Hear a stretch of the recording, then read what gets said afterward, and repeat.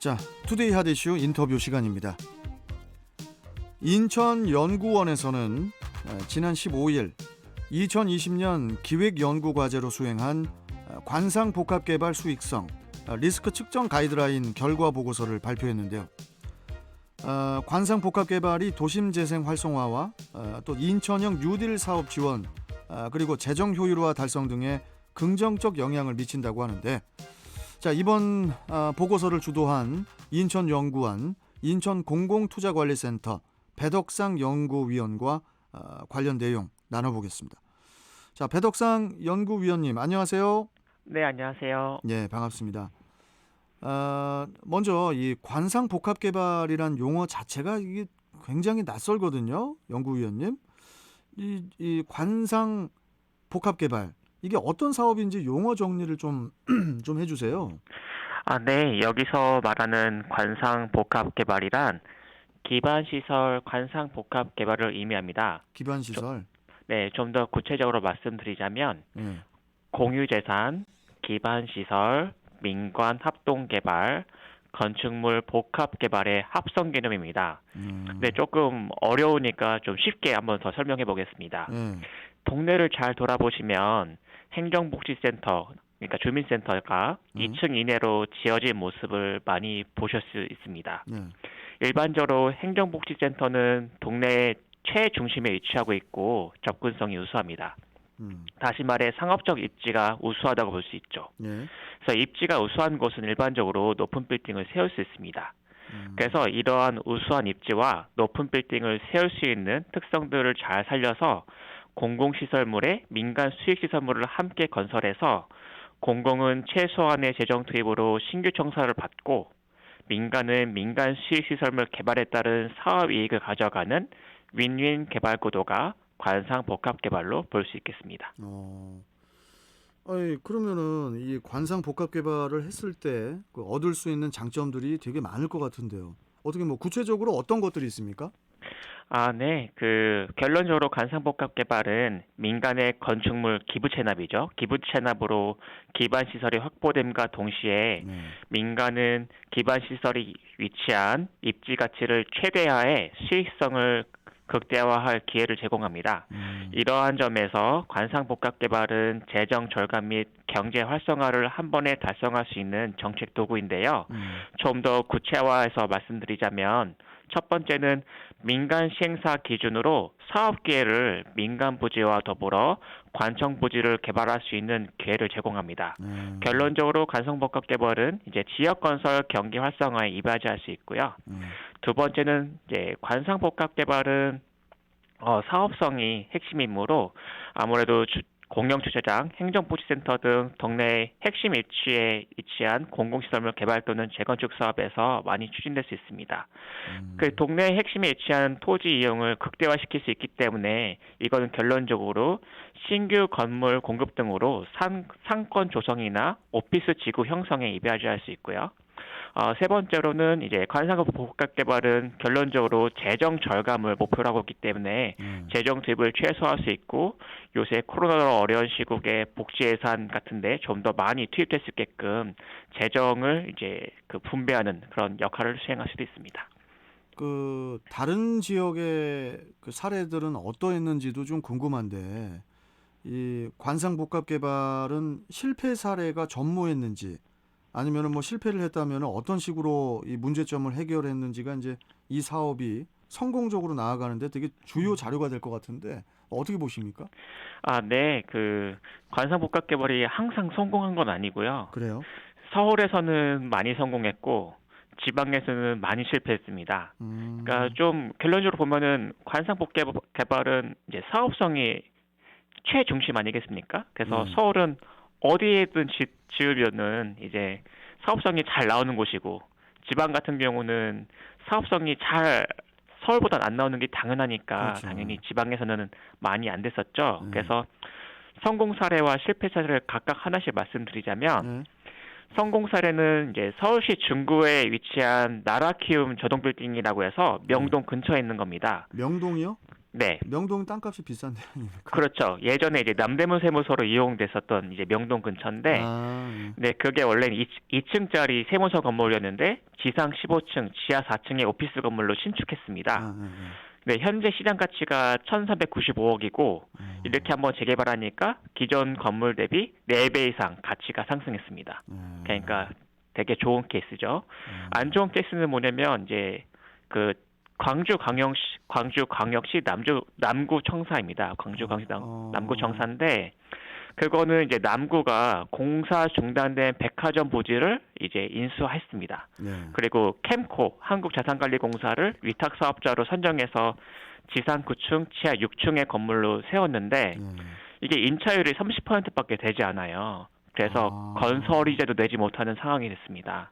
그래서 이건 음. 대표적으로 실패한 관상복합개발이라 볼 수 있겠죠. 아니, 그 되게 그 기관이 들어오면은 서로들 입찰하고 서로 들어오려고 할 텐데 임차인들이 이렇게 신청을 안 하는 이유가 뭘까요? 위치가 되게 좋고 그럴 텐데.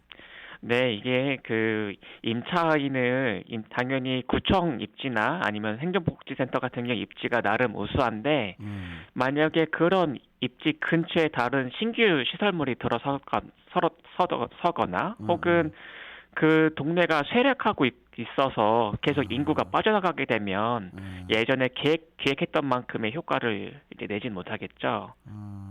근데 그럴 경우에는 조금 월세라고 해야 되나? 네, 아무튼 그 네, 임대료를 조금 좀 저렴하게 하면은 네. 그러면은 해볼 만하다. 그러면서 많은 분들이 또 덤빌 것 같은데.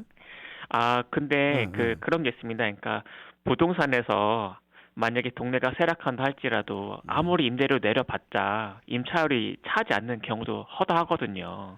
그- 그러겠죠. 네, 그래서 이거는 그 솔직히 이런 관상복합 개발이 실패하게 되면, 그러니까 이런 부동산 개발이 실패하게 되면 실패한 이후에는 어떠한 조치도 취하기가 상당히 어렵기 때문에 예. 애초에 사업성 분석하는 게 핵심 사항이라 할 수 있겠습니다. 그러겠네요.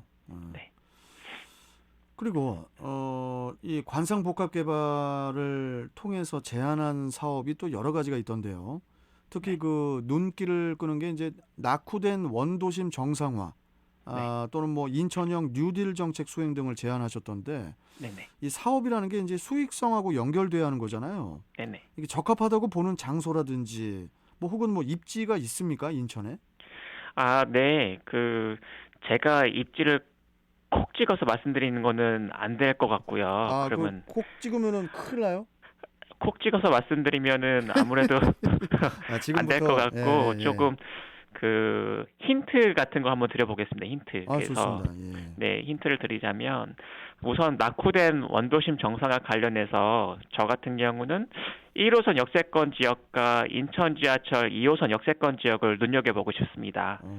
특히나 이제 역세권 주변은 이제 공공주차장이나 행정복지센터, 그 외 오피스형 공공시설물들이 많이 운영되고 있거든요. 예.